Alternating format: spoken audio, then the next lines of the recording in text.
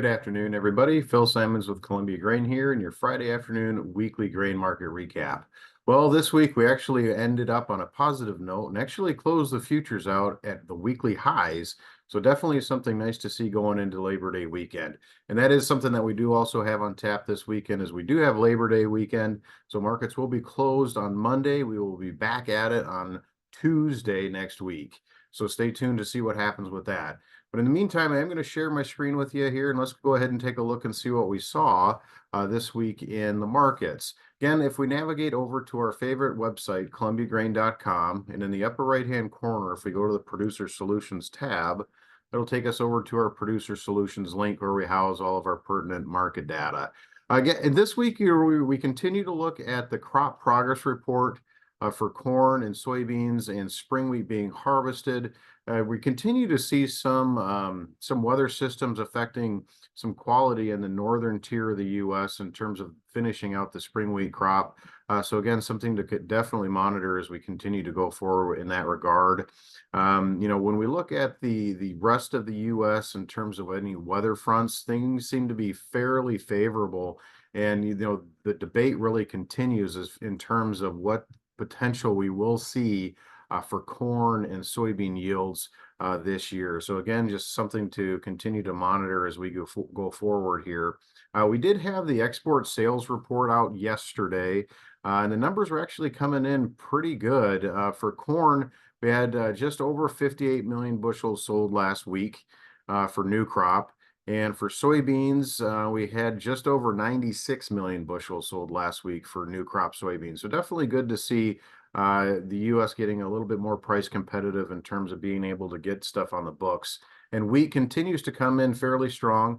Again, just over 19 million bushels for all wheat classes. And then you can see how that was broken out by class of wheat in that regard. So definitely something to boost the futures up just slightly since we were technically in pretty oversold conditions. So again, kind of looking at this week to finish things off here with a little bit of a short covering rally, if nothing else. So again, just looking for places to start to actually sell some of the crop as we go forward, as things actually do look fairly decent for corn and soybeans specifically.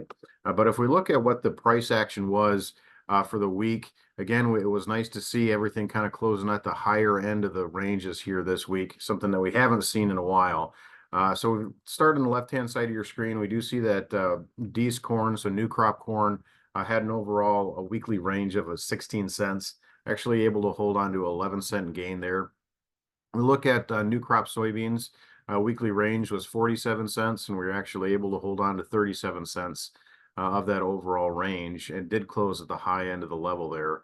When we turn the page and look at the wheat complex, Kansas December had a weekly range of 40 cents, holding on to 28 cents of that. In Chicago, we had a weekly range of 33 cents, and we're able to hold on to a 20-cent gain week on week. And rounding out in Minneapolis had a 39-cent range and actually was able to hold on to 29 cents of that overall range. But again, we did close pretty much everything at the higher end of the ranges. And again, you could really attribute a lot of it to, what you could say is just more of a short covering rally, if anything else. Funds continue to have a rather large short position going into a holiday weekend. They do like to get some of that stuff covered up to take a little bit of the risk off the table. But again, just looking for a spot to look at pricing out new crop and new crop for wheat especially. So be sure to get your pricing orders out there and working because those don't cost anything. I mean, it's a what if in case the markets do move up. If we see any kind of a knee-jerk reaction, at least you have something there. Take a look at the hedge to arrive contracts, basis contracts, and your accumulator contracts as well. Accumulator contracts going out to next year are garnering right around a 30, maybe a 35-cent premium to your traditional hedge to arrive contract. So be sure to reach out to your local managers and merchandisers and buyers. Go over all the different options that we have in our Columbia Producer Solutions platform. Other than that, we're going to go ahead and wrap everything up for the weekend here. Hope everybody has a safe Labor Day. And just remember, when the market is wrong, it doesn't pay to be right. Have a great Labor Day weekend, everybody. We'll talk with you next week.